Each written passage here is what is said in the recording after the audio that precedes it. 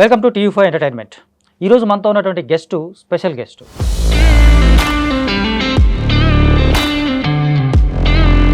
రంగస్థల నాటకాలతో అద్భుతమైనటువంటి అభినయం చూపించాడు. ఆ తర్వాత దర్శకుడుగా కూడా చాలా గొప్పగా మెప్పించాడు. ఆ తర్వాత టీవీ సీరియల్స్ నుంచి ఇప్పుడు మెల్లగా సినిమా ఇండస్ట్రీకి వచ్చినటువంటి ఒక వైవిధ్యమైనటువంటి కెరీర్ లాగా ఆయన కనిపిస్తోంది. సినిమాల్లో ఈ మధ్య కాలంలో చాలా అద్భుతమైనటువంటి పాత్రలతోని, చాలా గొప్పగా మెప్పించేటువంటి పాత్రలతోని ఆకట్టుకుంటున్నాడు. ఆ జర్నీలో ఇప్పుడు కొనసాగుతూ మ్యాక్సిమం ఇప్పుడు సినిమాల్లోనే ఎక్కువగా ఫోకస్ చేస్తూ సినిమాలు చేస్తున్నటువంటి నటుడు మనతో ఉన్నారు. ఆయనే గోపరాజు విజయ్ గారు. విజయ్ గారు అంటే కనుక ఇమీడియట్గా మనకి రమణ గారు కూడా గుర్తొస్తున్నారు కదా. ఎస్, గోపరాజు రమణ గారి వాళ్ళ అబ్బాయే. సో విజయ్ గారితో మాట్లాడి ఆయన కెరీర్ సంబంధించి మాత్రం విషయాలు తెలుసుకుందాం. Hi sir. నమస్తే sir. How are you sir? Fine sir. మొత్తంగా సినిమాలకు సంబంధించి చూస్తే ఈ మధ్యకాలంలో మీరు చాలా బిజీ అవుతున్నారు. కొంచెం చూస్తే అవకాశాలు ఎక్కువ వస్తున్నాయనే చెప్పాలి. అంటే అవకాశాలు రావడం అంటే ఒకటైతే కనుక వచ్చిన ప్రతి అవకాశాన్ని మీరు చాలా గొప్పగా వినియోగించుకున్నటువంటి విధానం మాత్రం చాలా బాగుంటుంది. అది 50% వరకు అది వాస్తవం సార్. రెండో 50 ఏంటంటే డైరెక్షన్ డిపార్ట్మెంట్ కానీ అలాగే దర్శకులు కానీ నా చేతి చేయించుకొని మరలా ఆ శాఖలో పనిచేసిన వాళ్ళు వేరే చోట ప్రమోట్ చేయటం అనేది ఈ ఫీల్డ్లో గొప్ప వరం. అది అలానే ప్రమోట్ అవుతున్నాను. అంటే ఒక రకంగా 50% వాళ్ళు చెప్పినా 50% మీరు అంటున్నా కూడా 100% మీరు ఎఫర్ట్ పెట్టాలి కదా. ఫస్ట్ ఆఫ్ ఆల్ పెట్టాలి. ఎఫర్ట్ ఉంటేనే తప్ప మనకు వర్కౌట్ అయ్యే అవకాశం ఉండదు. సమ్ టైమ్స్ ఏమవుతుందంటే, అంటే మీరు పర్టికులర్గా మిమ్మల్ని చూస్తే కనుక ఒక తమిళ ఆర్టిస్ట్ లాగా కనిపిస్తూ ఉంటారు. ప్రధానంగా తమిళ ఆర్టిస్టు డబ్బింగ్ చూస్తే కనుక గోపరాజు గారు రమణ గారు డబ్బింగ్ చెప్పినట్టు అన్నట్టుగా అని ఎలివేట్ అవుతుంది. ఎలా వేరియేషన్ కనిపిస్తూ ఉంటుంది? అంటే వస్తుందా, మేసకట్టు పెద్దదవడం, ఐబ్రో పెద్దదవడం, ఒక తమిళ నటుడు కూడా దగ్గరగా ఉన్నట్టు, మలయాళం తమిళ సంబంధించిన వాళ్ళలాగా ఉంటుంది. రీసెంట్గా ఈ ప్రాబ్లం నేను ఒక విధంగా ఫేస్ చేశాను కూడా. అది ఎలా అంటే, బృందా వెబ్ సిరీస్ చేశాను. అవును, చేసినప్పుడు నన్ను సెలెక్ట్ చేసుకున్నారు. దాంట్లో ఫణి గారు అనే అసోసియేట్ డైరెక్టర్, ఆయన రికమెండేషన్తో డైరెక్టర్ సూర్య గారికి పరిచయం చేయటం. డైరెక్టర్ గారు చిన్న ఆడిషన్ తీసుకున్నారు, పెద్దగా ఇబ్బంది పెట్టలేదు. చేసి ఆ క్యారెక్టర్ చేసేసిన తర్వాత చాలామంది ఏమనుకున్నారంటే, ఇక్కడ వాళ్ళేమో వీడు మనవాడు కాదు అనుకున్నారు, అక్కడ వాళ్ళేమో వీడు మనవాడు కాదు కదా అనుకున్నారు. ఓవరాల్గా అటు ఇటుగా, కానీ మంచి పేరు వచ్చింది. చాలా గొప్ప పాత్ర, చాలా నిజంగా ఆ పాత్ర క్యారెక్టరైజేషన్ చాలా బాగుంటుంది. ఆ పుణ్యం దర్శకుడు సూర్య గారిదే. అలాగే నాకు ఆ ఛానల్, అదే ఆ సిరీస్లోకి అవకాశం రావడానికి దారి వేసినటువంటి అసోసియేట్ ఫణి గారు. ఓకే. అలాగే ఇక గొంతుల విషయానికి వస్తే, నాన్నగారితోనే నాటకాలు. అవును, నాటకాల గురించి మళ్ళీ మాట్లాడుకుందాం మనం. నాటకాలకు సంబంధించి మాట్లాడితే అలా ఇద్దరు గొంతు దగ్గరగా ఉంటుంది. సో మొత్తంగా చూస్తే మీరు మీ కెరీర్ మొదలుపెట్టిన విధానం చాలా వెరైటీగా ఉంటుంది. అంటే నాన్నగారు రంగస్థల నటుడు, దర్శకుడు, చాలా గొప్ప దర్శకుడు, గొప్ప నటుడు కూడా. ఆయన ఎలివేటెడ్ బాగా. అలాంటి ఒక నటుడికి పుట్టినటువంటి మీరు ఆ క్రమంలోనే, ఆ జర్నీలోనే రావడం, లేదా ఆయన వరవల్లోనే వెళ్ళిపోవడం, లేదా ఆయన రూట్లోనే వెళ్ళిపోవడం, దట్టు టీనేజ్లోనే మీరు రంగస్థలం మీదకి రావడం అనేది ఎట్లా జరిగింది? అంటే వాస్తవానికి ఆపద్ధర్మంగా నేను ఎంటర్ అవ్వడం జరిగిందండి. నాన్నగారు వాళ్ళు ప్రొహిబిట్ అని ఒక నాటికి ప్రిపేర్ అవుతూ ఒక 2 రోజులు స్క్రూట్ని పోటీలకి, అంటే ఉద్యోగానికి ముందు పరీక్షలాగా అలా స్క్రూట్నీ జరుగుతాయి నాటకాలకి. ఆ స్క్రూట్నీకి ఆల్రెడీ ఒక పిల్లవాడు తయారై ఉన్నాడు. అతనికి ఏదో ఇబ్బంది వచ్చింది. ఇబ్బంది వస్తే ఆ టైంలో మా రచయిత శివనారాయణ గారు, ఆయన నన్ను ప్రపోజ్ చేస్తే, నన్ను తేవడం ఇష్టం లేదు ఆ రోజునైతే నాన్నగారికి. చదివించాలి పిల్లలు అనేది. 12 ఏళ్ళు 13 ఏళ్ళు మధ్య ఉన్నా. అలా ఆ రోజున ఆపద్ధర్మంగా ఎంటర్ అయిన నేను తర్వాత కొనసాగడం జరిగింది. సో అంటే కొనసాగడం అనేది మీ నాన్నగారి ఇష్టమా లేకపోతే మీ ఇష్టమా?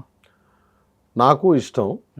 నాన్నగారు కూడా వీడి దగ్గర విషయం ఉంది, చేయిద్దాము, వీడిని కొంచెం పైకి తెద్దాం. మధ్యలో ఆయన ఆపి చదివించడానికి ప్రయత్నించారు. నేను చదువుకోలేదు కాబట్టి పూర్తిగా ఇటే ఉంచారు ఆయన. ఓకే. అంటే మీ బ్రదర్ కూడా ఉన్నారు కదా? అన్నయ్య డాక్యుమెంట్ రైటర్. ఆయన యాక్టింగ్ వైపు రాలేదా? వచ్చాడు, నాకన్నా ముందు తనే. ఓకే. 87, 88 టైంలో నాన్నతో తను కలిసి ఆడేవాడు. ఓకే. కొడుకు వేషం క్యారెక్టర్లు. 90 నుంచి నేనున్నాను. 90 నుంచి మీకు అంటే పెద్దవాడిలాగా, కొంచెం యంగ్స్టర్ లాగా? లేదు, మామూలు చిన్నపిల్లవాడు. 13 ఏళ్ళ నా వేషం, నా ఏజ్ క్యారెక్టర్స్ చేసేవాళ్ళు. ఓకే. సో మీకు తగ్గట్టు పాత్రలు రావడం అనేది మాత్రం, అంటే మీ నాన్నగారే డైరెక్టరా, కేవలం నాన్నగారి డైరెక్షన్లో ఉన్నారా, లేకపోతే నాటకాలకు సంబంధించి వేరు డైరెక్టర్లు వేరు బృందాలతో ఉండడం, పనిచేయడం జరిగింది? 90వ సంవత్సరం నుంచి 97 వరకు నాన్నగారి దర్శకత్వంలో చేశాను. ఓకే. 97 నుంచి కోటిశివ గారు గుంటూరు, అలాగే వరికుడి శివప్రసాద్ గారు హైదరాబాద్కి వచ్చేసాను 98 తర్వాత. వచ్చిన తర్వాత ఇక్కడ వచ్చేసరికి రసరంజని వాళ్ళతో మంచి కేవి రమణాచారి గారు వాళ్ళ సంస్థ, మంచి పేరున్న సంస్థ. One of the famous Duggirala Someswararao గారు ఇలా పెద్ద పెద్ద వాళ్ళతో చేస్తూ వచ్చాను. కోట్ల హనుమంతరావు గారు వాళ్ళ దగ్గర చేశాను, పెద్దవాళ్ళతో. సో అక్కడ నుంచి మొదలైనటువంటి జర్నీ ఎప్పుడైనా నాటకాలు మాత్రమే ఏంటిది, నాటకాలు మనకు కూడు పెడతాయా, నాటకాలు మనకు ఫుడ్ పెడతాయా అనేటువంటి ఎప్పుడైనా ఇలాంటి ప్రశ్నలు ఎప్పుడైనా వచ్చినా సార్ మీకు?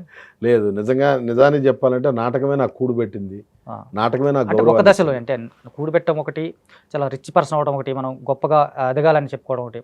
అంటే నాటకానికి సంబంధించి చూస్తే మనకి రెమ్యునరేషన్స్ పరంగా, డబ్బుల పరంగా భారీ స్థాయిలో అయితే ఉండవు కదా. అవును, ఉండవండి. ఆశించినటువంటి స్థాయిలో డబ్బులు అయితే ఉండవండి. ఒక మినిమం డబ్బులు మాత్రం వస్తూ ఉంటుంది మనకు. అంటే ఒకటి నేను ప్రాక్టికల్గా నేను అనుభవించాను కాబట్టి చెప్పగలను. 2010 నుంచి వృత్తిగా తీసుకున్నాను నాటకాన్ని నేను. ఓకే. తీసుకొని 2025 వరకు గట్టిగా చేశాను. ఓకే. అంటే 15 సంవత్సరాలు నేను నాటక రంగంలో వృత్తి కళాకారుణ్ణి. ఓకే. అంటే ఒక నాటకం తీసుకోవటం, నేను తయారవటం, దానికి ఇన్వెస్ట్ చేసుకోవటం, దాని తాలూకు ఏమొస్తుంది అంటే ఖచ్చితంగా నా ఇంటికి సరిపడా నేను ప్రైవేట్ ఉద్యోగం చేస్తే నెలకి 30,000 రూపాయలు ఎలా వస్తాయో, ఓకే, అలా నెలకి 30-40 వేలు సంపాదించి నేను నా కుటుంబాన్ని చక్కగా వృద్ధిలోకి తెచ్చుకోగలిగాను. అలాగే ఇలా ఉంటున్న నాటక సమాజాలు కూడా చాలా ఉన్నాయి. ఎస్. అంటే నాటకాలకు సంబంధించి చూస్తే కనుక వలయం అనే ఒక నాటకం మీరు చేశారు. అవునండి. ఒక అద్భుతమైనటువంటి నాటకంగా అది పేరు వచ్చింది. మూఢనమ్మకాల మీద దాని మీద వచ్చినట్టు ఆ నాటకంలో పాలాభిషేకం జరిగిందనేది మాత్రం అందరికీ తెలిసింది, తక్కువ మంది తెలిసింది నాకు తెలిసి. పాలాభిషేకం ఆ వ్యవహారం అనేది ఎపిసోడ్ అట్లా జరిగించారు అసలు. అంటే మా ఊరు రైల్వే స్టేషన్ దగ్గర జరిగిన ఒక వాస్తవ సంఘటన ఆధారంగా చేసుకొని మా బాబాయ్ బీవీఆర్ శర్మ గారిని ఉన్నారు. ఓకే. ఆయన నేను ఇద్దరం కలిసి కూర్చొని ఆ నాటకాన్ని రాసుకొని వలయం అనే నాటకం మూఢనమ్మకాల మీద. ఓకే. ఓకే. అంటే ప్రజలు, అమ్మవార్లు, ఈ స్వామీజీలు, బాబాలు వీటికి సంబంధించిన మూఢనమ్మకాలతో ఎలా మోసపోతున్నారు, ఎలా బలవుతున్నారు, ఎలా జీవితాలని ఇదవుతున్నారు. ప్రజలే కాకుండా అసలు ఆ అమ్మవారి పాత్రలకి, అలా అమ్మవారి దీంట్లోకి వెళ్ళిపోయిన ఆడవాళ్ళ అసలు పర్సనల్ జీవితం ఏంటి, దాని మీద కూడా చేసుకుంటూ వచ్చాం. అది అంతకు ముందు వరకు రంగస్థలంలో జరగలేదు. ఒక ప్రయత్నం 92 మంది కళాకారులతో చేసాం. అది వరల్డ్లోనే ఇలాంటి ఏమైనా అరుదైనటువంటి ఘటనలా కనుకొచ్చాము. అంటే మిగతా భాషలు నాకు తెలియదు కానీ తెలుగు నాటకంలో మాత్రం 92 మందితో జరిగిన మొట్టమొదటి ప్రదర్శన, చివరి ప్రదర్శన కూడా అనుకుంటా కావచ్చు, మోస్ట్లీ కావచ్చు. 92 మంది అంటే అసలు చాలా, అంతమందిని మెయింటైన్ చేయడం, హ్యాండిల్ చేయడం ఎట్లా సాధ్యమవుతుంది సార్? అంటే సన్నివేశానికి, ఒక సన్నివేశంలో ఎంతమంది ఉన్నారనేది ముందుగా క్యాలిక్యులేట్ చేసుకోవాలి. పండగ వాతావరణం చూపించేటప్పుడు రంగస్థలం మీద, అమ్మవారి వార్షికోత్సవాలు చూపించేటప్పుడు, ఈ కోలాటాలు, చెక్క భజనలు, వచ్చే భక్తులు, వెళ్ళే భక్తులు, ఈ క్రౌడ్ మొత్తాన్ని కంటిన్యూ చేయాలి. టోటల్గా కథలో ఎక్కడ ఎంతమంది మనకి చూపించాల్సి వస్తుంది అనేది ఒక అంచనా వేయగలగాలి ముందు. అలా వేసినప్పుడు నాకు 40-42 మంది ఒకేసారి ఉంచాల్సి వచ్చింది స్టేజ్ మీద. దానికి ముందుగా నేనేం చేశాను, రిహార్సల్ చేసేప్పుడు 12x12 బొంగులతో ఒక దడి కట్టి ఆ లోపల చేసాం రిహార్సల్స్ అన్ని, ఒక కాన్వెంట్లో. దానికి అలవాటు పడి స్టేజ్ ఎక్కిన తర్వాత ఆటోమేటిక్గా 18x24 ఉంటుంది స్టేజ్. ఈ వీళ్ళు అందరూ కొత్త వాళ్ళే కదా, పైగా నా గ్రామంలో వాళ్ళు, నా చుట్టుపక్కల దావులూరు, తూములూరు కళాకారులు వీళ్ళందరూ బాగా సహకరించారు. మంచి నాటకం. నేను నా నాటక రంగం 37 ఏళ్ల జీవితంలో చేసిన ఒక మంచి ఎఫర్ట్ మాత్రమే కాకుండా నంది అవార్డు కూడా వచ్చింది దానికి. దానికి 3 నందులు, ఉత్తమ నటి, రంగాలంకరణ, సంగీతం 3 నందులు వచ్చింది దానికి. అంటే చాలా పెద్ద విషయమే కదా అది. సో అక్కడ నుంచి మీ జర్నీ మళ్ళీ టీవీ సీరియల్స్ వైపు వెళ్ళింది కదా, మాక్సిమం టీవీ సీరియల్స్ చేయడం. టీవీ సీరియల్స్కి 96, 97, 98 3 సంవత్సరాలు నేను దర్శకత్వ శాఖలో పనిచేశాను సార్. ఓకే. ఆర్థికంగా నాకు కనీసం రోజు ఛార్జీలు కూడా ఇచ్చే పరిస్థితి ఆ రోజులు లేదు మీడియా. ఓకే. దాంతో వద్దు అనుకొని నేను డైరెక్షన్ ఫీల్డ్ వదిలేసి బ్యాక్ వెళ్ళిపోయిన వాడిని. 2003 నుంచి ఆర్టిస్ట్గా టీవీకి వచ్చాను మళ్ళీ. ఓకే. 3 నుంచి కోట్ల హనుమంతరావు గారు ఈటీవీ 2లో మాయాబజార్ అని రాజకీయ వ్యంగ్య రూపంగా వచ్చారు. ఎంవిఎస్ సర్నాథరావు గారు రాసేవాడు, దానికి వచ్చాను. రైట్ రాయలే, అదే పెద్ద, చాలా పెద్ద రైటర్, సినిమా రైటర్ కదా. అవును, ఎంవిఎస్ సర్నాథరావు గారు. Okay, right. బుధవారం కూడా స్క్రిప్ట్ వచ్చేది, బుధవారం నైట్కి. గురువారం కాస్టింగ్ అందరూ సెలెక్ట్ చేసుకునేవాళ్ళు. శుక్రవారం షూటు, శనివారం ఎడిటింగ్, డబ్బింగ్, ఆదివారం టెలికాస్ట్. ప్రతి వారం అంత చాలా బాగా అందరూ. నేను బచ్చి కరెక్ట్గా చెప్పాలంటే అప్పుడున్న ఆర్టిస్టులు అందరూ డాక్టరేట్ తీసుకునే వాళ్ళు, డిఎస్ఎన్ మూర్తి గారు, చాట్ల శ్రీరాములు గారు, ప్రసాద్ రెడ్డి గారు, ఇట్లాంటి వాళ్ళందరూ దాంట్లో చేసేవాళ్ళు. అంటే ఆబ్వియస్గా మీకు అంత పెద్ద స్థాయి ఎడ్యుకేషన్కి లేకపోయినప్పుడు కూడా మీరు నటుడుగా ఆల్రెడీ ఫేమస్ చాలా గొప్ప స్థాయిలో వాళ్ళందరి మధ్య పెరిగినవాడిని. అదే అదే ఆ రకంగా. సో అక్కడ నుంచి సినిమా జర్నీ ఎలా వచ్చింది? అంటే సినిమాకి రావడం, టీవీ సీరియల్స్లో చాలా సీరియల్స్ చేశారు కదా మీరు, చేశాను. బాగా గుర్తింపు తెచ్చినటువంటి సీరియల్స్ ఏంటి సార్? స్వాతి చినుకులు, పుత్తడి బొమ్మ, మంచి పేరు. మనసు మమత బాగా, మనసు మమత. ఓకే. లాస్ట్ ఇక ఆల్మోస్ట్ ఆల్ సీరియల్స్ ఆపేసే టైంకి ముద్దమందారం, మనసు మమత మంచి పేరు. మనసు మమత అయితే మరి ఆడియన్స్ని దర్శకుడు ఎలా కట్టిపడేసాడో మాకు తెలియదు, కానీ లాస్ట్ 8 నెలల బంచ్లో చేశాను నేను క్లైమాక్స్ సీరియల్ క్లోజ్. ఆ 8 నెలలు ఈ రోజుకి కనపడితే మీరు కానిస్టేబుల్ నరసింహం గారు మాట్లాడుతుంటారు. చాలా మంచి పేరు ఇచ్చింది అది. ఓకే. అంటే దాంతో లాంగ్ రన్ ఉండేది సార్ మీకు సీరియల్ సంబంధించి? లాంగ్ రన్ చాలా 1 year 2 years 3 years. ఖచ్చితంగా. అంటే ఆ టైంలో చూస్తే కనుక, అంటే అడగొచ్చలే తెలియదు, మీకు రెమ్యునరేషన్స్ పరంగా ఎలా ఉండేది సార్ యాక్చువల్గా? నాకు ఫస్ట్ స్టార్టింగ్ నేను మాయాబజార్ చేసేటప్పుడు 550 రూపాయలకి చేశాను సార్. 2002-03 ఆ టైంలో. 550. చిన్నగా ప్రామినెన్స్ పెరిగే కొద్దీ 750-1000 రూపాయల దాకా వచ్చాం. ఓకే. దాని బడ్జెట్ కూడా అంతే ఉండేది. అవునవును. తర్వాత దూరదర్శన్ సీరియల్స్ ఇవన్నీ చేసి శ్రీధర్ రెడ్డి గారి దగ్గర వాళ్ళ దగ్గర చేసేసిన తర్వాత ఏదైనా శ్రమ ఎక్కువ, ఆదాయం తక్కువ ఉండేది. కరెక్ట్గా చెప్పాలంటే 2010 నుంచి చేసిన సీరియల్స్ అన్నీ 3000 పైనే చేశాను. లాస్ట్ ఆపేసేటప్పటికి నేను 10లో ఆపేశాను. ఎందుకు ఆపేశారు మరి? అంటే వాస్తవ సినిమా అవకాశాలు వస్తున్నాయి. ఆ వస్తున్న సమయంలో సీరియల్ ఉంది సార్ అంటే ఇక్కడ వీళ్ళు ఇబ్బంది పడతారు. ఓకే. సీరియల్కి ఎప్పుడు డేట్లు ఇవ్వాల్సి వస్తామో తెలియదు.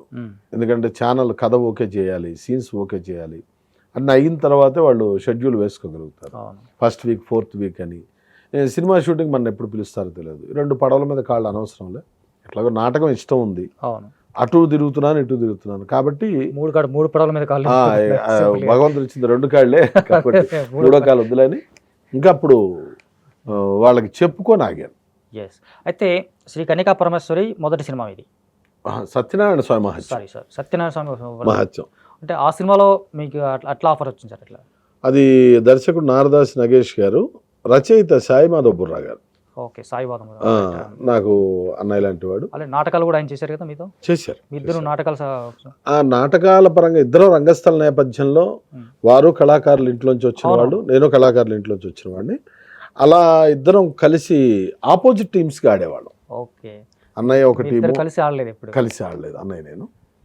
అయితే అలా అన్నయ్యతో పరిచయం ఉండి, అన్నయ్య దగ్గర జానీ గారు అని ఉండేవాడు, జానీ అన్నయ్య అని ఉండేవాడు.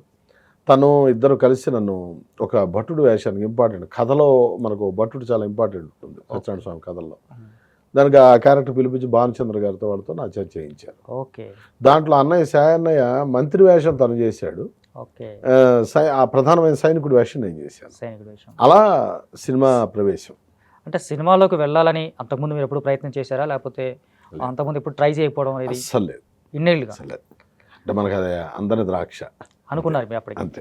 అప్పటికి అనుకున్నారు, లేదంటే అసలు ఆ వైపు ఎప్పుడు ఆలోచించలేదా? నాటకాలు అంటే మామూలుగా ఏంటంటే నాటకాలు చేసిన వాళ్ళందరూ ఇండైరెక్ట్గా మెంటల్గా ప్రిపేర్ అంటారు, ఏంటి నేను సినిమాలోకి వెళ్ళాలి అని చెప్పేసి. అలా కాకుండా మీరు సినిమాలోకి యాదృచ్ఛికంగా వెళ్ళొచ్చినట్టు ఇప్పుడు? అంతే, యాదృచ్ఛికమే, అనుకోకుండా రావడమే.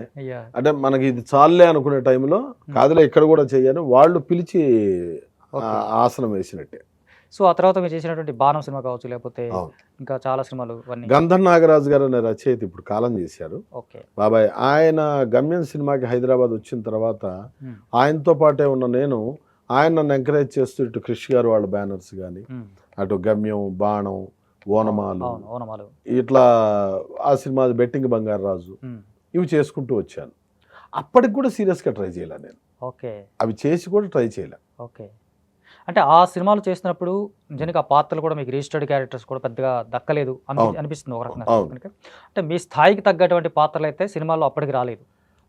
ఆ సినిమా స్థాయికి మనం సరిపోయిపోయి ఉండొచ్చుగా.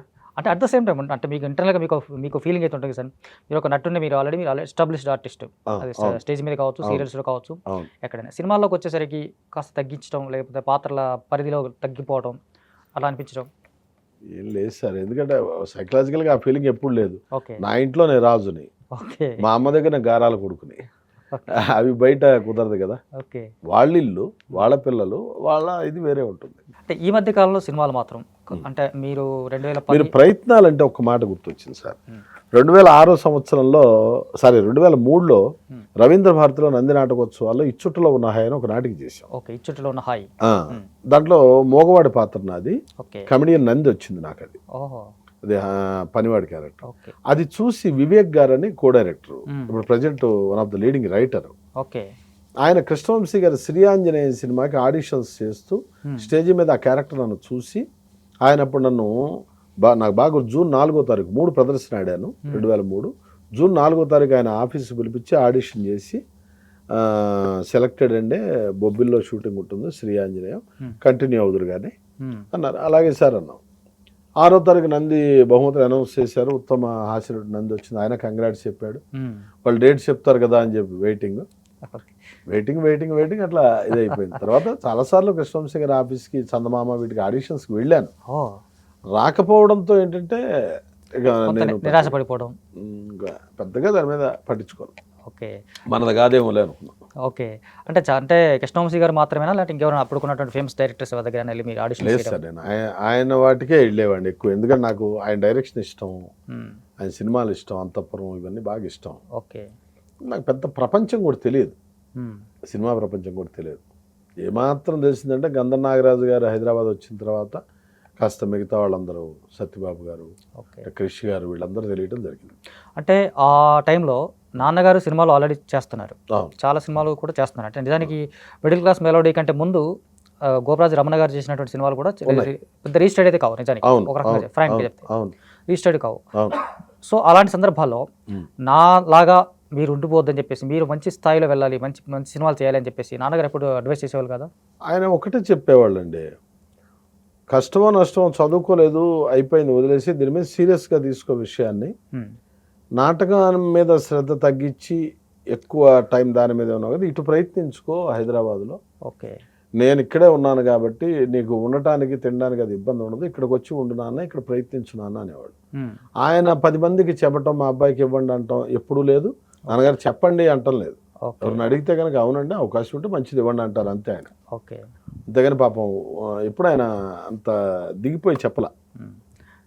అంటే నాన్నగారి ప్రస్తావన వచ్చింది కాబట్టి మిడిల్ క్లాస్ మెలోడీలో మీరు కూడా యాక్ట్ చేశారు. అవును, నేను చిన్న పాత్ర అది. అంటే ఇది కూడా రిజిస్టర్ అయింది కాదు నిజానికి. అవును, కానీ నాన్నగారి పాత్ర ఆ సినిమాలో చేసినటువంటి నటన, ఆ అగ్రెసివ్ క్యారెక్టర్, అగ్రెసివ్గా ఉంటుంది, చాలా సాఫ్ట్గా ఉంటుంది. అలాంటి పాత్రలో నిజానికి ఆయన ఎంత గొప్ప నటన చూపించడం అనేది ఎంత సాధ్యమైంది అసలు? అంటే వాస్తవానికి మీడియాకి ఆయన కొత్త కాబట్టి రంగస్థలం మీద అటువంటి తరహా వేషాలు ఆయన చూపించిన వైవిధ్యభరితమైన పాత్రలు కొన్ని వందలు చూసేసాం మీరు. మాకు ఆయన కొత్తగా చేశారని అనిపించదు.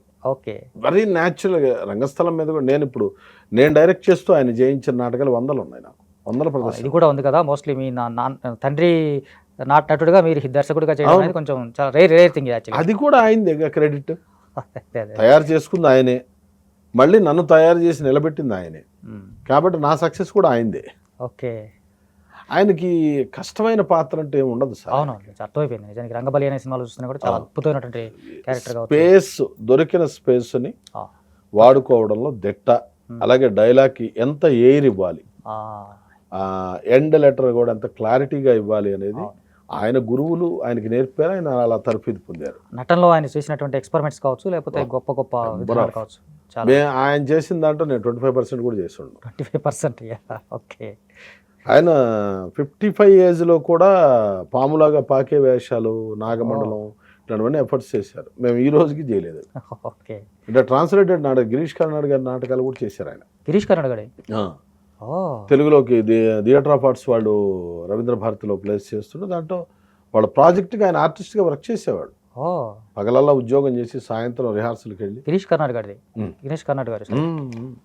ఓకే, గిరీష్ కర్నాడ్ అంటే లెజెండ్, ఇంకా నాటక రంగానికి సంబంధించిన legend, one of the biggest legends చూస్తే కనుక మనకు.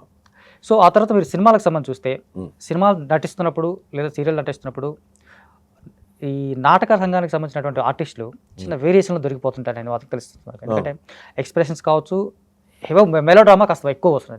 భాష చెప్పిన డైలాగ్స్ కావచ్చు, ఎక్స్ప్రెషన్స్ కావచ్చు, ఇవి కాస్త మెలో డ్రామా పెరుగుతుంది, సినిమాలోకి అంత అవసరం ఉండదు అనేది మాత్రం ఒక స్పష్టంగా ఒక లైన్ అయితే ఉంటుంది. అవునండి, ఇది ఎప్పుడైనా మీరు అధిగమించే అవకాశం ఉందా?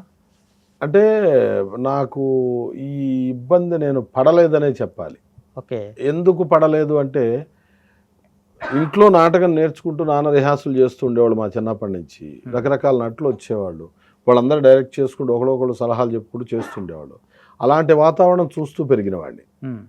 2, నాన్న టీవీ చేస్తుంటే ఆ టీవీ సీరియల్స్ షూటింగ్ దగ్గరికి వెళ్ళిన రోజులు ఉన్నాయి. ఆయనకి ఎప్పుడన్నా ఇబ్బంది అయితే నేను డబ్బింగ్ చెప్పిన రోజులు ఉన్నాయి. అలా చూస్తూ వేరియేషన్స్లో ఒకటి కామన్ సెన్స్ ఏం అర్థమయ్యేదంటే, ఇంటికి వచ్చాం, అన్నం పెట్టమని అడగాలి, ఎదురుగా అమ్మ ఉంది, భార్య ఉంది, ఎవరిని ఎలా అడుగుతామనేది ఈ డిఫరెన్స్ తెలిస్తే పదం ఒకటే. ఈ డిఫరెన్స్ తెలిస్తే కనుక ఈ మాధ్యమంలో ఇబ్బంది లేదనిపించింది. ఓకే, ఇది వేరియేషన్ లేకపోవడం అనేది మీకు చాలా స్పష్టంగా అర్థమైంది. 100% మొదటి నుంచి అర్థమైనటువంటి విషయం కాబట్టి చాలా ఈజీ అయిపోయింది మీకు సినిమాకి సంబంధించి. సో సినిమాల పాత్రల సంగతి చూస్తే కనుక సంక్రాంతికి వస్తున్న సినిమా చిన్న పాత్రే కావచ్చు, కానీ చాలా అది ఇచ్చినటువంటి ఇంపాక్ట్ చాలా పెద్దగా. నాకు ఆ విషయంలో అనిల్ రావిపూడి గారిని నేను ఎన్నిసార్లు ఎన్ని ఇంటర్వ్యూల్లో చెప్పినా తక్కువేనండి. ఆర్టిస్ట్ ఏం ఆశిస్తా ఉంటే నెంబర్ ఆఫ్ సీన్స్, లేకపోతే ప్రొజెక్షన్ టైము ఎక్కువ ఉండాలి, స్క్రీన్ టైం అనుకుంటా. మనం కనపడే సమయం ఎంత అని కాకుండా ఎన్నో కాలాలు చెప్పుకునే సమయంలా ఉండాలి అని చెప్పి ఆయన నాకు F3 అలాగే ఇచ్చారు, ఇది అలాగే ఇచ్చారు. నిజంగా ఆయన విజన్కి ఫిదా. అంటే ఆ కుర్రాడు ఇచ్చినటువంటి బూతులు మాట్లాడిన విధానం కావచ్చు, ఆ పాత్ర మీకు తగ్గ సెట్ అవ్వడము, దాని టైమింగ్ కూడా మీకు కరెక్ట్గా టైమింగ్లో బ్లెండ్ అవ్వడం అనేది చాలా పర్ఫెక్ట్గా ఉంది. ఆ క్యారెక్టర్ సంబంధించి సృష్టికర్త ఆయనే. సృష్టికర్త అంటే మొదటి నుంచి మీరు ఫస్ట్ నుంచి చెప్పేది ఏంటంటే మీ క్రెడిట్ అంతా మిగతా వాళ్ళకి ఇస్తున్నారు తప్ప మీరు అంటే చెప్పింది చేయటమేనండి మన పని. అదే కదా క్రెడిట్ కూడా. ప్రతిఫలం అనుభవించేది మనమేగా. ఓకే, ఇప్పుడు అది మీరు చెప్పింది నేను చేశాను అనుకోండి, సక్సెస్ అయింది అనుకోండి, నెక్స్ట్ ఇంకోటి పిలుస్తారు నన్ను. మీకు వర్క్ ఉన్నా లేకపోయినా నాకు వర్క్ ఇచ్చేసారుగా మీరు, కాబట్టి క్రెడిట్ మీదే అవుతుంది. ఎస్, బాగుంది, చాలా మంచి అభిప్రాయం. నేను అది రుణపడాల. త్రివిక్రమ్ గారితో కూడా అంతే. భీమ్లా నాయక్ వర్క్ చేసేప్పుడు ఆయన సహకార దర్శకుడిగా అక్కడ చేస్తూ ఆయన గైడ్లైన్స్లో అక్కడ పరిచయం అయ్యి కొంచెం టచ్లో ఉండండి సార్ మీరు అని ఆయన అంటాం. నేను ఆయన రిక్వెస్ట్ చేసుకోవడం, గుంటూరు గారు అలాగే ఇచ్చారు ఆయన. అలా ప్రమోట్ అవుతూనే వెళ్ళాను సార్ నేను. అంటే ప్రమోట్ అనేది నటన పరంగా అవుతుంది, లేదంటే వాళ్ళ కెపాసిటీ వాళ్ళు అవుతుంది. అంటే మీరు త్రివిక్రమ్ శ్రీనివాస్ లాంటి వాళ్ళు అంటే మిమ్మల్ని గుర్తుపెట్టుకున్నారంటే మీ క్యారెక్టర్లో ఇలాంటి మీ కాలిబరో, లేకపోతే మీ యాక్టింగో, లేకపోతే మీ పర్ఫార్మెన్స్ వాళ్ళకి పనికొస్తాం అనేది అనిపించాలి. అది వ్యక్తులుగా మనుషులుగా కనపడడం వేరు, పర్ఫార్మెన్స్ సెట్ అవ్వడం, మ్యాచ్ అవ్వడం అనేది ఇంపార్టెంట్. ఒక డైరెక్టర్ దృష్టిలో పడ్డారంటే సింపుల్గా గొప్ప విషయం. అవును. సో మీరు ఇప్పుడు చేస్తున్నటువంటి సినిమాలు చాలా సినిమాలు చేస్తున్నారు ఇప్పుడు. అంటే ఒక గత 10 ఏళ్ల క్రితం పోలిసినప్పుడు భీమ్లా నాయక్ కావచ్చు, సంక్రాంతికి వస్తున్నాం కాబట్టి ఈ సినిమాల తర్వాత మీ స్థాయి పెరిగింది. పెరిగిందండి, అనేది తెలుస్తుంది మనకు. పెరిగింది. పెరుగుదల అనేది డబ్బు కన్నా కూడా ప్రాముఖ్యత పెరిగింది. అదే పాత్రలు అతి తక్కువ కాలంలో ఒక రికగ్నైజ్డ్ ఆర్టిస్ట్గా నేను పేరు పొందాను. ఎగ్జాక్ట్. ఇప్పుడు మనకి ఉస్తాద్ భగత్ సింగ్లో మీరు చేసినటువంటి ఒక చిన్న పాత్ర, అది చిన్న ఇంపాక్ట్ వస్తుంది. కానీ అంతమందిలో ఉన్నటువంటి చాలా మంది ఉన్నటువంటి ఆర్టిస్టులు ఉన్న క్యారెక్టర్, అది చాలా మంది ఉండొచ్చు, చాలా మంది ఉన్నటువంటి ప్లేస్లో మీరు అక్కడ నిలబడి ఒక డైలాగ్తో ఇంపాక్ట్ క్రియేట్ చేయలేదంటే చాలా చిన్న విషయం కాదు అది. మళ్ళీ వారికే ఇవ్వాలి క్రెడిట్, దర్శకుడికి. నాకు డేట్లు 1-2 ప్రాబ్లం అయితే కూడా కో డైరెక్టర్ బాబీ గారు, అసోసియేట్ రవీంద్ర గారు, అఖిల్ గారు, వీళ్ళందరూ ఎందుకో తెలియదు సార్, నాకు డైరెక్షన్ డిపార్ట్మెంట్ సహకారం ఎక్కువ ఉంటుంది. ఓకే, అలా ఉండటం వల్ల ఏమవుతుందంటే నేను అనుకున్న ప్రాజెక్ట్ చేయకుండా బయటకు వెళ్ళటం ఉంటలా, చేయగలుగుతున్నా. ఆ చేయగలగటం అనేది ఎప్పుడైతే జరుగుతుందో ఆటోమేటిక్గా నాకు నెక్స్ట్ రావడం, ప్రమోషన్ ఉంటుంది నాకు. అంటే దానివల్ల ఏమవుతుందంటే అసిస్టెంట్ డైరెక్టర్లు కావచ్చు, కో డైరెక్టర్లు కావచ్చు, వీళ్ళందరూ మిమ్మల్ని ఒక పాత్ర చేసి ఎక్స్పెక్ట్ చేసిన తర్వాత ఆ పాత్ర మీరు చేసిన విధానం వాళ్ళకి నచ్చడం ఇంపార్టెంట్. ఫస్ట్ వీటికి నచ్చడం, తర్వాత కంటిన్యూ చేయడం, అది చాలా ఇంపార్టెంట్ అవుతుంది. సో ఆ విషయంలో మీ క్రెడిట్ ఖచ్చితంగా. నేను వర్క్ చేసుకుంటాను సార్, క్యారెక్టర్ని వర్క్ చేసుకుంటాను జాగ్రత్తగా. వాళ్ళు చెప్పింది అర్థం చేసుకొని నా హోంవర్క్ నేను చేసుకొని సెట్లో దాన్ని ప్రజెంట్ చేస్తాను. ఓకే, ఇప్పుడు వచ్చినటువంటి సినిమా బ్యాండ్ మేళ అనే సినిమాలో కూడా మీరు యాక్ట్ చేశారు. బ్యాండ్ మేళ ఈ సినిమాలో కొంచెం పెద్ద క్యారెక్టర్, 26 రిలీజ్ అవుతుంది. ఆ సినిమాలో కొంచెం హీరో ఫాదర్ క్యారెక్టర్ లాగా చేశారు. అవునండి. ఈ విషయంలో కోన వెంకట్ గారి ధైర్యానికి, నా అదృష్టానికి నేను ఖచ్చితంగా ఆనందపడాలి. ఎందుకంటే క్యారెక్టర్ ఆర్టిస్ట్గా నాకు మలుపు ఈ సినిమా. అంటే ఫాదర్ రోల్స్కి గోపరాజు విజయ్ సరిపోతాడు అంటానికి, ఖచ్చితంగా సపోర్ట్ అవుతాడు కథకి అంటానికి నాకు ఉదాహరణ. ఆయన నమ్మకంగా ఆయన ఎంచుకోవడం, అలాగే సతీష్ జవ్వాది దర్శకుడు కూడా చేయించటం, బాగుంది, మంచి ఫీల్ గుడ్ ప్రొడక్షన్ అందరితో. సాయి గారితో చేయటం అంటే ఆషామాష విషయం కాదు, సాయి కుమార్ గారితో చేయటం. అవును. అలాగే నాతో పాటు చేసిన ఆవిడ వైస్ క్యారెక్టర్ కానీ హర్ష, అతను మన హర్ష రోషన్, శ్రీదేవి, అందరూ బాగా ఫ్రెండ్లీగా ఉంటారు. అంటే ఒక రకంగా ఇప్పుడు మీరు చెప్తే కనుక సార్ ఇప్పుడున్నటువంటి పరిస్థితిలో టాలీవుడ్లో మీ కైండ్ ఆఫ్ ఆర్టిస్టులు అంటే ఫాదర్ క్యారెక్టర్లు కావచ్చు, లేకపోతే డిఫరెంట్ క్యారెక్టర్లు కావచ్చు, క్యారెక్టర్ ఆర్టిస్ట్గా ఎస్టాబ్లిష్ అయ్యేటువంటి విధానం మిగతా ఆర్టిస్టులు చాలా తగ్గిపోయారు తెలుగు వాళ్ళు అనేది మాత్రం చాలా స్పష్టంగా తెలుస్తుంది. ఒక రకంగా ఒక వాక్యూమ్ ఉంది. తగ్గకపోతే నాలంటోడు ఎలా వస్తాడు సార్? అంటే మీలాంటి వాడు కొంచెం ఎక్కువగా కనపడేలాగా రావాలనేది మాత్రం అనుకోవాలి. యాక్చువల్గా కెమెరా కొంచెం జూమ్ వెళ్తే ఇంకా దొరుకుతారు, నా దగ్గర ఆగింది కాబట్టి నేను. అంటే మనకు రావు రమేష్ గారు రేంజ్ మారిపోయింది ఒక రకంగా. ఆ తర్వాత ఇప్పుడు శివాజీ, ఇప్పుడు అప్కమింగ్ వస్తున్నటువంటి శివాజీ అంటే ఫాదర్ క్యారెక్టర్స్ అంటే కొంచెం ఇబ్బంది పడతాడేమో, కానీ ఇప్పుడు వస్తే మీరు మహాయితేష్, రాజీవ్ కనకాల గారు, సాయి కుమార్ గారు, వాళ్ళ టాలెంట్ కానీ వాళ్ళ ప్రస్థానం కానీ ఇండస్ట్రీకి చూపించేశారు సార్. అయినప్పటికీ ఆ వ్యాక్యూమ్ వల్ల వీళ్ళు సేమ్ ఆ పాత్రలే మళ్ళీ వీళ్ళకి రావడం, వీళ్ళకి సేమ్ పాత్రలు అయితే ఇప్పుడు అలాంటి ఆ ప్లేస్లో మీరు కొత్తగా కనపడ్డారు అనుకోండి, నిజంగా చాలా బాగుంటుంది కదా. అవును, కొత్త ఆర్టిస్ట్ లాగా వస్తూ ఉంటాడు, లేకపోతే అంటే మీరు సీనియర్ ఆర్టిస్ట్ ఫ్లేవర్ మారుతుంది, మంచి ఫ్లేవర్ వస్తుంది. అవును, ఆటోమేటిక్గా. అవును, కథ కనపడుతుంది, పాత్రలు కనపడతాయి బాగా. ఇప్పుడు 4-5 ఏళ్ళు అయిన తర్వాత నేను పాత పడిపోతే నన్నే పెట్టారనుకోండి, అప్పుడు నేనే కనపడతాను కానీ పాత్ర కనపడదు, రొటీన్ అవుతుంది ఖచ్చితంగా. అంటే ఆ టైంలో మీరు ఒక డిఫరెంట్ క్యారెక్టరైజేషన్స్ చేయడం, డిఫరెంట్ పాత్రలు ఎంచుకునేటువంటి విధానం కొత్తగా ఉంటే కనుక కొన్నాళ్ళు మాత్రం హ్యాపీగా అతి తక్కువ కాలంలో నాకు దొరికిన అదృష్టం ఏంటంటేనండి, తక్కువలో హ్యూమర్ చేయటం, అలాగే నెగిటివ్ క్యారెక్టర్స్ చేయటం, అలాగే చిన్నపాటి సెంటిమెంట్ క్యారెక్టర్స్ చేయటం, ఇలాంటివన్నీ వరుసగా పడిపోయినాయి టకటక. అంటే ఒక నటుడిలో ఏ రసాల నటుడు పోషించగలడు అనటానికి ఎగ్జాంపుల్స్ పెట్టుకునేంత స్కోప్ ఇచ్చేశారు. అంటే ఒక రకంగా మీ ఫేస్ చూసినప్పుడేమో స్టబుల్గా ఉంటుంది, పర్ఫార్మెన్స్ పరంగా చూస్తే కనుక నవరసాలు ఈజీగా అలవకగా పండించే కెపాసిటీ ఉన్నట్టుగా తెలుస్తూ ఉంటుంది. నాన్నగారు పెట్టిన భిక్ష. అంటే సింపుల్గానే మీరు చెప్తున్నట్టుగానే కామెడీ కావచ్చు, సీరియస్ కావచ్చు, పోలీస్ పాత్రలు కావచ్చు, పాత్ర ఏదైనప్పుడు కూడా దాన్ని అలాగే కనపడడం అనేది నవరసాల్లో ఒక భాగంగా ఉంటుంది మనకి. సార్, పాత్రని మనలోకి తీసుకుంటే ఆ పాత్రని ప్రజెంట్ చేయగలుగుతాం, పాత్ర 10 మందిలోకి వెళ్తుంది. లేకుండా మనం నటిస్తున్నాము ఏదో మెకానికల్గా చేస్తున్నామంటే కనుక అవును, ఎవరు పిలవరు అంతే. సో ఇప్పుడు మీ డ్రీమ్ ప్రాజెక్ట్ ఏంటి సార్? అసలు అవుట్ అండ్ అవుట్ కామెడీ చేయాలను సార్. ఓకే. అలాగే ధర్మవరపు గారి ట్రాక్ ఏదైతే ఉందో అలాంటి క్యారెక్టర్స్ చేయాలని మాత్రం బాగా ఉంది. ధర్మవరపు గారి ఓకే, ధర్మవరపు గారి అంటే అసలు మంచి టైం సెన్స్ ఉంటుంది, మంచి వాళ్ళు వేరు అంతే. అవునవును, అలా టైం వచ్చినట్టు 4-5 కూడా చాలా గొప్ప ఆర్టిస్టులు. అలాంటి క్యారెక్టర్స్ దర్శకులు ఇస్తే, రచయితలు రాసి ఇస్తే గనక నన్ను నేను ప్రూవ్ చేసుకోవాలని మాత్రం ఉంది. నిజానికి ఇప్పుడున్నటువంటి రైటర్స్ ఆ కైండ్ ఆఫ్ కామెడీ రాయగల కెపాసిటీ ఉన్న వాళ్ళు అంటారా? చేసేవాళ్ళు ఖచ్చితంగా వాళ్ళు రాస్తారు సార్, చేసేవాళ్ళు ఉండాలి. ఇప్పుడు ఒక కథ రాయడానికి ఇన్స్పిరేషన్ ఇంకో కథ, ఒక పాత్ర రాయడానికి ఇన్స్పిరేషన్ ఇంకో పాత్ర. ఓకే, అలా వాళ్ళకి ఇప్పుడు ఉన్న బంచ్లో కనుక ఒక్కసారి ఎవరైనా ధైర్యం చేసి ఇయగలిగితే ఒకళ్ళు నన్ను అలా చూశారంటే రాసుకొస్తారు. ఓకే. సో ధర్మవరపు సుబ్రహ్మణ్యం గారు కావచ్చు, లేకపోతే అవుట్ అండ్ అవుట్ కామెడీ సినిమాలు కానీ ఇలాంటి మీ నాకు ఇష్టం. మీ ఫేవరెట్ ఆర్టిస్ట్ ఎవరు సార్? చాలా మంది ఉన్నారు సార్. అవునా? చాలా మంది ఉన్నారు. అంటే ప్రకాష్ రాజ్ గారు బాగా ఇష్టం. ప్రకాష్ రాజ్ గారు స్టైల్ బాగా ఇష్టం. అలాగే చంద్రమోహన్ గారు వాళ్ళవి, అంటే ఈ ట్రెండ్లో లాస్ట్ 20 years ట్రెండ్లో చూసిన సినిమాలు పెక్యులారిటీ గొంతులోనూ నటనలోనూ చూపించాలంటే రావు రమేష్ గారు పెక్యులారిటీ.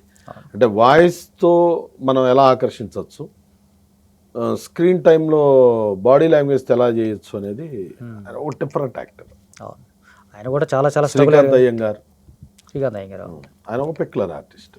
ఇట్లా అంటే మనకి రావు రమేష్ గారు అంటే చాలా స్ట్రగుల్ అయిన ఆర్టిస్టే కదా. ఆయన కూడా తర్వాత చాలా ఇబ్బంది పడ్డ పరిస్థితి, ఆ తర్వాత నుంచి గమ్యం తర్వాత ఆయన గమ్యం మారింది వర్క్గా. అలాంటి సినిమాలు మీకు కూడా పడితే బాగుంటుంది అనేది ఒక ఆలోచన, ఆశావాదం. అదే అంటే మీ ఫ్యూచర్ ప్రాజెక్ట్స్ ఏంటి సార్ మొత్తం? ప్రజెంట్ ఇప్పుడు రంభావరసి మనకు అల్లరి నరేష్ గారి సినిమా హాస్యవారిది చేస్తున్నాను, అదొకటి చేస్తున్నాను. సీంతపాక డిమ్ అని గవిరెడ్డి శ్రీనివాసరెడ్డి గారు అని ఉన్నారు, రచయిత కమ్ దర్శకుడు, ఆయన హీరోగా ప్రాజెక్ట్ జరుగుతుంది. దాంట్లో ఒక క్యారెక్టర్ చేస్తున్నాను. అలాగే మైత్రి వాళ్ళది 418 అని చెప్పి సినిమా, కీర్తన్ గారు డైరెక్టర్, హారర్ మూవీ, అదొకటి చేస్తున్నాను. అలాగే అసమర్థుడు ప్రియదర్శి గారిది, అదొకటి చేస్తున్నాను.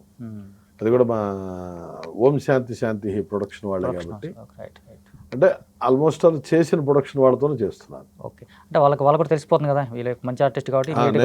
నేను చేసిన బ్యానర్లన్నీ ఒకటి చేసిన తర్వాత 2, 3 కూడా పిలుస్తున్నారు. అది సంతోషించదగ్గ విషయం. సో నటుడిగా మీరు అంటే పాత్రలు అయితే ఎలా అనుకున్నారు, నటుడిగా మీరు ఏ స్థాయిలోకి వెళ్ళాలని చెప్పేసి మీకు డ్రీమ్ ఉంటుంది? మన పేరు చెప్పగానే మొహంలో నవ్వన్నా రావాలి, మొహంలో కోపమన్నా రావాలి, ఆ స్థాయిలో మిగిలిపోవాలని కోరుకుంటున్నాను. అంతేనా? అంతే. ఓకే, ప్రేక్షకుడికి గోపరాజు విజయ్ అని చెప్పంగానే నేను చేసిన పాత్రల వల్ల మొహంలో ఆ పాత్రలు గుర్తొచ్చి వెంటనే నవ్వన్నా రావాలి, లేకపోతే నేను చేసిన దుష్ట పాత్రల వల్ల కోపం అన్నా రావాలి, ఓకే, లేదు నేను చేసిన కరుణ పాత్రల వల్ల చిన్నపాటి బాధన్నా కలగాలి, ఒక ఎమోషన్. సో గోపరాజు రమణ గారు ఈ మధ్యకాలంలో కాస్త సినిమాలు తగ్గించినట్టున్నారా లేకపోతే ఎట్లాగా? ఏం లేదండి, నాన్ స్టాప్ చేస్తున్నారు. వచ్చిన సినిమా ఏది ఆయన కాదు అని ఆపట్లేదు, చేస్తారు. సో ఆయన గవర్నమెంట్ ఎంప్లాయీ కదా సార్ యాక్చువల్గా? అవును, 2010లో రిటైర్ అయ్యారు. 10లోనే రిటైర్ అయిపోయారు. ఓకే, ఏ డిపార్ట్మెంట్లో పనిచేశారండి? అది ఆయన ట్రెజరీస్ ఆఫ్ అకౌంట్స్, రెవెన్యూ నుంచి హైదరాబాద్ ట్రెజరీస్ ఆఫ్ అకౌంట్స్కి వచ్చారు. స్కూల్ ఆఫ్ ఎడ్యుకేషన్లో రిటైర్ అయ్యారు. ఓకే, లక్కడికాపుల్. అక్కడ నుంచి నిజానికి సినిమాలు మొత్తంగా ఇది అనుకుంటారు. అక్కడి నుంచి ఎక్కువగా ఇద్దరం కలిసి నాటకాలు స్టార్ట్ చేసాం ముందు. ఓకే, ఇక రిటైర్ అవుతున్నా నెక్స్ట్ మంత్ అనగానే నాన్ స్టాప్గా బాగా ఇక వేరే ప్రపంచం లేకుండా తిరిగాం. ఓకే, ఇద్దరం. ఆయన అప్పుడు సీరియల్స్ బాగా బిజీగా ఉండేవాళ్ళు, చిన్న కోడలు ఇట్లా చేస్తుండేవాళ్ళు. అవి ఆయన చేయడం, ఖాళీ ఉన్నప్పుడు నాటకం ఆడటం. వారంలో 6 రోజులు క్యాలెండర్ ఖాళీ ఉండేది కాదు. అంటే ఒక రకంగా నాటకాలు అనగానే ఎన్ని వేల ప్రదర్శనలు చేసి ఉంటారు ఇప్పటిదాకా? ఇప్పటి వరకు నియర్లీ నేను ఈ 37 సంవత్సరం 3000 చేస్తుంటాను సార్. 3000 ప్రదర్శనలు చేస్తుంటాను. ప్రదర్శనలు, అదే 3000 ప్రదర్శనలు అంటే చాలా చాలా పెద్ద విషయం అన్నట్టు. రకంగా ఇంక వేరే అవకాశం ఏం లేదు, రాదు. క్యారమ్ బోర్డు కూడా రాదు. ఓకే, ఏం తెలియదు. అంటే మన ఇల్లు నాటకం. నాటక రంగం అంటే మన కర్ణాటక వాళ్ళకి ఎక్కువగా స్పేస్ ఉంటుంది, తెలుగు వాళ్ళకి అంత స్థాయిలో కనపడకపోవడం కారణం ఏంటి సార్? ఎందుకు కనపడదు సార్? అంటే కర్ణాటక అంటే నీకు ఆల్మోస్ట్ మనకి కర్ణాటక నాటక రంగంలో చాలా చాలా గొప్పగా కనిపిస్తుంది. నాకు తెలిసిన స్థాయిలో, నాకు తెలిసిన జ్ఞానంలో ఒక ఉపమానం చెప్తాను సార్. ఆ హోటల్ చాలా బాగుందట అంటే ఆ హోటల్కి మనం వెళ్ళి తింటాం వేరు. ఆ హోటల్ చాలా బాగుందట, దాంట్లో టిఫిన్ కూడా చాలా బాగుందట, మనకు కావాలంటే మన ఇంటికి వస్తుంది, మనం ఆర్డర్ పెట్టుకొని మన ఇంటికి తెప్పించుకొని తింటాం. తెలుగు నాటక రంగం ఎప్పుడు మన ఇంటికి వస్తుంది, అంటే ప్రేక్షకుడి దగ్గర నాటకం వస్తుంది తెలుగు నాటక రంగం. ఇతర భాషల నాటక రంగాలు మొత్తం నాటకం ఉన్న దగ్గర ప్రేక్షకుడు వెళ్ళాలి. తెలుగు నాటకం, తెలుగు ప్రజల్లో ఉన్న ఇదేంటంటే తెలుగు ప్రజలు ఆ నాటకం చూడటానికి వచ్చే సమయం, అతని పని మానుకొని వచ్చే దాని కాలానికి ఇచ్చే విలువ చాలా ముఖ్యమైనది. అది పెట్టి వస్తున్నాడు, దానికి వెలకట్లా. అంటే ఎగ్జాంపుల్ అంటే నేను కర్ణాటకలో నాటకాలు అంటే కనుక టికెట్ డబ్బులు ఇచ్చి మరి థియేటర్కి వెళ్ళి 100 రోజులు 50 రోజులు, అందుకే చెప్పాను మీకు అది. నేను అంటే అందుకే చెప్పాను. ఓకే, ఇప్పుడు ఒక ఊళ్ళో 2 లక్షల మంది ఉంటారు, ఆ నాటకం చూడటానికి వెళ్ళిన 200 మంది, మిగతా వాళ్ళందరూ ఏమైనట్టు? ఓకే, ఎవరి పనిలో వాళ్ళు ఉన్నారు. ఇష్టం వేరు, ప్రేమ వేరు. ఓకే, ఆ దీంట్లో చూసుకుంటే తెలుగు నాటక రంగంలో ప్రేక్షకులకి నాటకం మీద ప్రేమ ఉందనే చెప్తాను నేను. ప్రేమ పని మానుకొని, ఎందుకంటే ప్రతి సంవత్సరం సంక్రాంతికి జరిగే ఊళ్ళల్లో సొంత ఇళ్ళకు వచ్చి అందరూ కూర్చొని సాయంత్రం వరకు ఇళ్లలో వాళ్ళతో గడిపి సాయంత్రం తర్వాత నాటకం దగ్గరకు వచ్చి కూర్చునే జంటలు ఎన్ని ఉన్నాయో, ఎంతమంది ఉన్నారు, ఎక్కడున్నారు చూపించండి. ఏ భాషలో 500 రూపాయలు టికెట్ కొని నాటకం చూసే దగ్గర భార్య భర్త కొడుకు కోడలు మనవడు మనవరాలు ఎంతమంది వెళ్తారు చూపించండి. ఓకే, నేను చూపిస్తాను ఆ తెలుగు నాటక రంగంలో. ఓకే, అంటే నాటక రంగం మీద కొంత సినిమా సీరియల్స్ ప్రభావం పడింది అనేది కూడా కొంత ఒక ఏముండదండి. అంతేనా? అంతే. పట్టుపంచ కట్టే రోజు వస్తే పట్టుపంచ కడతాము, మామూలు లుంగి కట్టుకునే రోజు లుంగి కట్టుకుంటాం, సింపుల్ అంతే. యా, సినిమాల పరంగా ఇంకా మీ ఫ్యూచర్ ప్రాజెక్ట్స్ వాళ్ళు చెప్పారు ఆల్రెడీ మీరు. అంటే మీరు ఇలాంటి పాత్ర అయితే నేను మాత్రమే చేయగలను అనే ఇలాంటి క్యారెక్టర్స్ ఉన్నాయా? అదే అట్లా లేదు, నేను మాత్రం స్టేజీలో అయితే కనుక నేను అనగలను, కానీ అట్లాంటివి ఏమన్నా అగ్రెసివ్ క్యారెక్టర్స్ ఏదన్నా ఉంటే, నెగిటివ్ క్యారెక్టర్స్లో ఉంటే గనక నేను నాదొక స్టైల్లో నేను చేసి చూపించగలను, ఓకే, ఇది నేను చేయగలను, నేనే చేయగలను అనగలను. అది కూడా నేను తయారు చేసుకున్నవి. ఓకే, ఇంకొకటి ఎవరైనా చేస్తే ఫ్లేవర్ రాదు అనడానికి ఆస్కారాలు ఆధారాలు ఉన్నాయి. ఓకే, ఇది అట్లా లేదు. సో మీరు ఫ్యూచర్లో సినిమాకి సంబంధించి డైరెక్టర్ అయ్యే అవకాశాలు ఏమైనా ఉన్నాయా? లేదు సార్, నాది కాదు ఆ పని. అంతేనా? అంతే. మీరు ఆల్రెడీ డైరెక్టర్ కదా. అదే అస్త్రం ఎప్పుడో వదిలేసాం. అస్త్రం వదిలేసినా మీరు పోదైతే పోదు కదా లోపల. అంటే పోదు. అది ఎలా ఉపయోగపెట్టుకుంటాం అంటే కంటిన్యూటీలు గుర్తుపెట్టుకోవటాలు, 3 కంటిన్యూటీ, హ్యాండ్ మూమెంట్ కంటిన్యూటీస్, అలాగే సీన్ని మనవంతుగా మనం ఏం బిల్డ్ చేసుకోగలం, ఇక్కడ ఏ రియాక్షన్ ఇస్తే కనుక వాళ్ళు తర్వాత దాన్ని క్లోజ్ కట్ చేసుకొని ఉపయోగపెట్టుకోవటానికి ఆస్కారం ఉంటుంది, ఇలాంటివి. అంతేగాని నటనలో వాటిని చూసుకుంటానే తప్పితే ఓకే, నాది డైరెక్షన్ వైపు అయితే రాదు, ఛాన్సే లేదు. సో మొత్తంగా అయితే మీతో చాలా బాగుంది సార్ మాట్లాడిన విధానం, ఇంటర్వ్యూ చాలా బాగుంది. Thank you. మాట్లాడినందుకు చాలా గొప్ప విషయాలు పంచుకున్నారు, చాలా మంచి విషయాలు పంచుకున్నారు. మీ కెరీర్కి సంబంధించినటువంటి విశేషాలు కూడా చాలా చాలా షేర్ చేసుకుంటున్నారు. అంటే నేను అనుకునేది ఏంటంటే, ఒక సింపుల్గా ఇందాక చెప్పినట్టుగా ఒక వాక్యూమ్, ఇలాంటి ఒక ఫాదర్ క్యారెక్టర్ కావచ్చు, డిఫరెంట్ క్యారెక్టర్ ఆర్టిస్ట్కి సంబంధించినటువంటి ఒక వాక్యూమ్ అయితే తెలుగులో స్పష్టంగా ఉంది నిజానికి. అవును, గ్యాప్ను మీరు ఫీల్ చేయాలని చెప్పేసి ఆశిస్తా ఉన్నాను. యాక్చువల్గా నేను కూడా భగవంతుడు అందుకే ఆ అవకాశం నా నుంచి ఒక్క పర్సంటేజ్ అయినా సరే అది ఫిల్ చేయడానికే నన్ను తెచ్చాడనే నేను అనుకుంటున్నాను. ఓకే, నా జీవితంలో నాకు కూడా ఇన్ని సంవత్సరాలు నాటకం ఆడిన దీనికి ఆ నటరాజు నాకు ఇచ్చిన ఒక మంచి ప్రస్థానానికి నాంది అని అనుకుంటున్నాను. ఓకే, ఆ నాంది మీ గొప్పగా, ఆ నాంది నుంచి గొప్పగా చరిత్రకు మీరు మారాలని చెప్పేసి ఆశిస్తా ఉన్నాం. Wish you all the very best అండి. Thank you.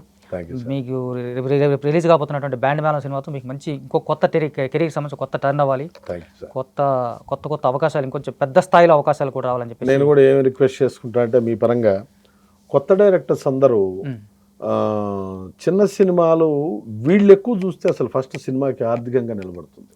ఓకే, కొత్త దర్శకులందరూ పెద్దవాళ్ళ సినిమాలు చూడటం కాదు, కొత్త దర్శకులందరూ సినిమా రాద్దాము చేద్దాం అనుకున్న ప్రతి ఒక్కడు వాళ్ళ సమాన స్థాయిలో తీసిన సినిమాలన్నీ గనక చూస్తే థియేటర్కి వెళ్ళి ఫోన్లో ఒక యాప్లో చూడటం కాదు, వెళ్ళి చూస్తే ఫస్ట్ డే చూస్తే ప్రతి చిన్న సినిమాకి ఫస్ట్ డే కలెక్షన్ బాగుంటుంది.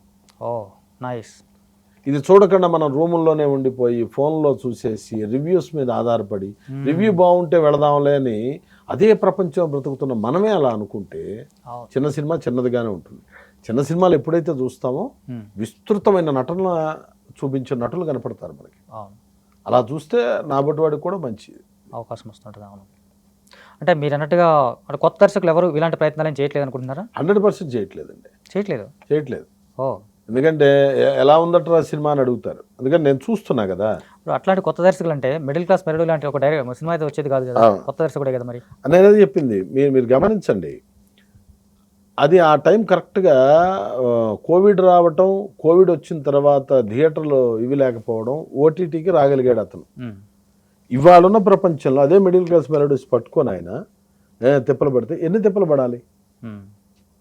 నేనేమంటానంటే, ఇక్కడ హైదరాబాద్లో వరకు మనం తీసుకుందాం. సపోజ్ ఇక్కడ దర్శకత్వం డిపార్ట్మెంట్లు చేసేవాళ్ళు, చేద్దాం అనుకునేవాళ్ళు వేల మంది ఉన్నారు. వీళ్ళందరూ రోజుకొక సినిమాకి, థియేటర్లో రిలీజ్ అయిన సినిమాకి ఒక షోకి ఎందుకు వెళ్ళలేరు? అదే దాంట్లో బ్రతకాలనుకుంటున్నారు, మీరు ఎందుకు వెళ్ళలేరు? ఒక పెద్ద సినిమా రిలీజ్ అయితే ఆ రోజు ఒక ఫ్యాన్స్, మనకి ఇష్టమైన హీరో రిలీజ్ అయితే మనకి జీవితాన్ని ఇచ్చే సినిమాలోకి మనం ఉంటూ మన జీవితాన్ని మార్చాలని కోరుకుంటూ దాన్ని సెకండ్ పార్ట్గా మనం పక్కన పెట్టి మనకి ఇష్టమైన హీరో సినిమాకి వెళ్ళిపోయి ఆ పూట చూసేసి వాడిది బాగుంది బాగాలేదు ఇలాంటి కథ తయారు చేసుకుంటున్నానని చెప్పడం కాలం వేస్ట్ చేయటం కదా. సహజమైనటువంటి కథలు ఎంచుకునే అవకాశం ఉందంటే మాత్రం చిన్న సినిమాల్లోనే ఆ స్పేస్ ఉంటుంది. 100%. నిజానికి ఒక క్యారెక్టర్ ఆర్టిస్టులు అందరికి కూడా చాలా బిజీగా ఉన్న వాళ్ళైనా సరే, చాలా పెద్ద క్యారెక్టర్ ఆర్టిస్టులు అయినా సరే, పెద్ద సినిమాలకు పెద్దగా ఇంపాక్ట్ ఉండదు వాళ్ళకి. చిన్న సినిమాలోనే చాలా వాళ్ళకి సాటిస్ఫాక్షన్ వస్తాయి. సార్ వాళ్ళు పెద్దవాళ్ళు అయ్యారు అంటే అర్థం ఏంటి? ఇటువంటివన్నీ ఎన్నో చూశారు, వాళ్ళు చదివారు సార్. వాళ్ళు చదివారు, చూశారు, పని చేశారు. 10 సినిమాలకు పని చేశారు. ఇవాళ ఎవరు 10 సినిమాలకు పని చేసే పరిస్థితి లేదు కదా సార్. షార్ట్ ఫిల్మ్స్ కానీ, లేదా బుక్ నాలెడ్జ్ కానీ, యూట్యూబ్ నాలెడ్జ్ కానీ చూసుకుని కొట్టేస్తున్నారు మీరు. అంత వేగమైనప్పుడు అసలు కనీసం రోజుకు ఒక సినిమా చూస్తున్నాను గుండె మీద చేసుకుని డైరెక్షన్ డిపార్ట్మెంట్ కుర్రాడు మొత్తం చెప్పానండి. సినిమా ఇండస్ట్రీలో బ్రతికే వాళ్ళందరూ కనీసం ఆదివారం పూట గ్యాప్ వచ్చినప్పుడు తమ కుటుంబంతో సినిమాకి వెళ్ళి చూస్తున్నామని చెప్పమనండి. సినిమా నుంచి రాబడి తీసుకుంటున్న మనం వారానికి ఒక సినిమాకి నా కుటుంబం తరపున 1000 రూపాయలు నేను పెట్టి సినిమా చూస్తున్నా అని చెప్పమనండి. ఓటీటీ ఉందంటున్నాం, ఇంట్లోనే మనమే చూస్తున్నాం, ఇప్పుడు థియేటర్ ఏముంటుంది ఇంకా. ఇది ఒక రకంగా చూస్తే కనుక ఆడియన్స్ కూడా ఇది ఒక అంటే డైరెక్టర్స్, కొత్త డైరెక్టర్స్ కావచ్చు, అప్కమింగ్ డైరెక్టర్స్ కావచ్చు, లైట్ మెన్ దగ్గర నుంచి సార్. ఓకే 24 క్రాఫ్ట్ సంబంధించి ఒక గోపరాజు గారు విజయ్కి చెప్పినటువంటి మాట చాలా మీ అందరికీ ఆలోచనలు పడే విధంగా ఉంటుందనేది మాత్రం స్పష్టంగా తెలుస్తుంది. నిజంగా మీరు దీన్ని ఫాలో అవుతారా అవరా అనేది మాత్రం కామెంట్స్లో చెప్పండి. మీ కామెంట్స్లో నేను ఇది విమర్శించాలని కాదు సార్, అది విమర్శించాలని ఉన్న పరిస్థితిని మనం ఎదుర్కోవాలంటే ముందు మనమే కాలు వేయాలి. ఓకే ఇప్పుడు ఒక లైట్ మ్యాన్ ఉన్నాడు సార్, పొద్దున్నే వెళుతున్నాడు, రాత్రి దాకా కొట్టుకొని వస్తున్నాడు. ఆదివారం పూట తను వెళ్ళలేడు, తను రెస్ట్ తీసుకో, కుటుంబం మొత్తం నువ్వు సినిమాకి పంపించండి, నువ్వు చేసిన సినిమా బతుకుతుందిగా. నీ తోటి టెక్నీషియన్, నీ తోటి మనమే రెవెన్యూ ఇవ్వకపోతే మనం ఎంతసేపు ఇన్కమింగ్ అవుట్ గోయింగ్ మన నుంచి ఏది. 24 క్రాఫ్ట్స్ అందరికి కూడా ఇది ఒక ప్రశ్న. దీంట్లో బ్రతికే వాళ్ళం దీనికి తిరిగి ఏం చేస్తున్నాం. అలా మీరు ఎప్పుడైనా ఆలోచించారా సార్? మీరు 100% మీ ఫ్యామిలీ మొత్తం సినిమాకి వెళ్ళడం 100%. అంటే నాన్న అది బాగా పాటిస్తాడు. ఓకే, అంటే మీరు యాక్ట్ చేసిన సినిమాలే కాకుండా ఎవరైనా చూసేస్తాం. ఓకే, మేము రిలాక్స్ అవ్వాలంటే సినిమా అంతే. ఓకే, రెండో థాట్ లేదు, తిందాం పడుకుందాం లేదు, సినిమా వెళ్ళటమే. ఓకే, ఆ నటులు కనపడ్డారు అనుకో, మనకు తారసపడినప్పుడు అభినందనలు తెలుపుకోవడం. అవును, ఎన్ని వేల మంది మనకు తెలియకుండా పనిచేస్తున్నారు సార్. ఈ కాసేపు ఇంటర్వ్యూ మనం చేయటానికి దీనికి సంబంధించి కొన్ని 10ల సంఖ్యలో పని చేస్తే మనం చేయగలుగుతున్నాం. నేను అది అనేది అసలు మనం ఏమి ఇస్తున్నాం, డబ్బులు సరిపోవంటున్నాం, యూనియన్ టైమింగ్స్ అన్నీ చెప్తున్నాం, అన్నీ ఓకే, నీ నుంచి ఇచ్చేది ఏంటి. సో ఈ ప్రశ్నకి సమాధానం ఖచ్చితంగా రావాలని మాత్రం విజయ్ గారు కోరుకుంటున్నారు. అది నిజమా కాదా అందులో ఆలోచించాలి. డిమాండ్ రిక్వెస్ట్ అయినా కూడా అది మీ కామెంట్స్లో కూడా చెప్పండి. నిజానికి ఇది మంచి ప్రశ్న అవుతుంది, మంచి ఆలోచన అవుతుంది, మంచి డిమాండ్ కాకపోయినప్పుడు మంచి విశ్లేషణాత్మకమైనటువంటి విషయం కూడా కనిపిస్తూ ఉంటుంది యాక్చువల్గా. నిజంగా అయితే అంటే మీరు ఇప్పుడు చెప్పినటువంటి ఇంటర్వ్యూలో కూడా ఈ లాస్ట్ మీరు చెప్పిన మాట మాత్రం చాలా థాట్ ప్రొవోకింగ్గా ఉంది. స్పాట్ అలా వచ్చింది, అది థాట్ ప్రొవోకింగ్ ఉంది, మంచి ఆలోచనగా కనిపిస్తుంది. సో దీనికి పండగకి వెళదాం సార్, పండగ చేసుకుందాం సార్, దాంట్లో భాగమే సినిమా కూడా సార్. ఇప్పుడు మనం వెళ్ళి పని చెయ్యని సీరియల్కి నెలకి 350 రూపాయలు మనం నెట్ వాడి కట్టుకొని మన ఆడవాళ్ళని కానీ మన పిల్లల్ని కానీ చూడమని మనం బయటికి వెళ్ళి పని చేస్తున్నాం మగవాళ్ళం. ఇండస్ట్రీలో ఉన్నవాళ్ళమే చెప్తున్నాను నేను. దాన్ని అంటే మనం ఇంకో రంగాన్ని ప్రోత్సహిస్తున్నాం, పోషిస్తున్నాం. చాలా మంది మననెవడు పోషిస్తాడు? ఫస్ట్ అసలు స్టెప్ సినిమా ఇండస్ట్రీ నుంచే మొదలవ్వాలి, ఇక్కడే మొదలవ్వాలి కదా, జనరల్ ఆడియన్స్ నుంచి కాకుండా. నీ కోసం, నీ బ్రతుకు తెరువు ఇస్తున్న దానికోసం 3 గంటల కాలాన్ని వెచ్చించుకో వారంలో. ఒక 3 గంటల కాలం వెచ్చించుకో. ఏ షో అయితే అది రిలీజ్ పాతదా కొత్తదా, ఫెయిల్ అయిందా హిట్ అయిందా సార్, తరచూ చూసేస్తూ ఉంటే కొత్తది వచ్చేస్తుంటుంది సార్. కథలు బాగున్నాయా బాగాలేదన్న విషయం అప్పుడు తెలుస్తుంది మనకు కూడా. 3 గంటలు స్పెండ్ చేయవయ్యా 300 ఇచ్చి, అంతే అయిపోతుంది. దండగేంటి, నిన్ను బ్రతికిస్తున్న సినిమా కదా, అదే లోపలికి కూర్చోలేవా? అంటే దానికి వెనకాల కూడా చాలా చాలా ప్రశ్నలు ఉంటాయి సార్. దాన్ని ఇప్పుడు మనకు అసందర్భం కూడా అనుకోవచ్చేమో దానికి సంబంధించి. అంటే మీరు అఫ్కోర్స్ సినిమాకి సంబంధించి బతకాలా బతకొద్దా అనేది పక్కన పెడితే ఆర్టిస్టులు వాళ్ళందరూ రెమ్యునరేషన్స్, వాళ్ళ స్థాయిలు, వాళ్ళకి వర్కింగ్ డేస్ ఇవన్నీ కూడా క్యాలిక్యులేషన్స్ అవుతూ ఉంటాయి. ఇప్పుడు ఒక ఇండస్ట్రీ పెడతారు సార్, ఒక బాటిల్ ఇండస్ట్రీ పెడతారు. ఆ బాటిల్ తయారు చేసే దాంట్లో కవర్ ప్యాకింగ్ చేసేవాడికి ఒక జీతం ఉంటుంది, దాన్ని మిషన్ దగ్గర అదే అంటున్నాను.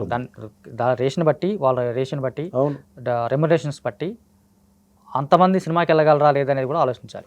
నేను అందుకే అన్నది నీ వంతు. 5గురు ఉన్నాం, రేట్లు పెరిగిపోయినాయి, వెళ్ళాలంటే కనుక 2000 అవుతాయి. ఆ 2000 పెడితే మాకు 10 రోజులు సరుకులకు వస్తాయి అని. నేను మధ్యతరగతి వాడినే, కానీ ఈ నెలలో నేను 20 రోజులు పనిచేశాను. 20 రోజులు నన్ను ఈ సినిమా రోజుకి 1000 రూపాయల చొప్పున 20,000తో పోషించింది నన్ను. టీడీఎస్ నువ్వు 10% గవర్నమెంట్ కట్టాలంటే కడుతున్నావా కట్టట్లేదా? కట్టాలి. 2% నీ సినిమాకి కట్టమంటున్నా నేను. ఓకే, నువ్వు ఏ పని అయితే చేస్తున్నావో దాంట్లో 2% కట్టు. మొత్తంగా ఒకళ్ళు వెళ్ళండి, ఆ 2%కి వాల్యూ మీరు లెక్క వేసుకోండి, ఒకళ్ళు వెళ్ళండి. ఓకే, ఇద్దరయ్యారు, వెళ్ళండి. ఈ నెల పనేం లేదు, వెళ్ళకు. బాగోనప్పుడు ఎవరు చేయమంటాం సార్? అవును. కంపల్సరీగా మనం బ్రతుకుతున్న దాన్ని మనం గౌరవించి తీరవలను. నాకంత తీరిక లేదు, అంత ఖాళీ లేదు, అంత ఓపిక లేదు అంటే తీయాల్సిన అవసరం లేదంటాడు నిర్మాత. అప్పుడు ఏమవుతాం అందరం? ఓకే, పెద్ద క్వశ్చన్ ఇది యాక్చువల్గా.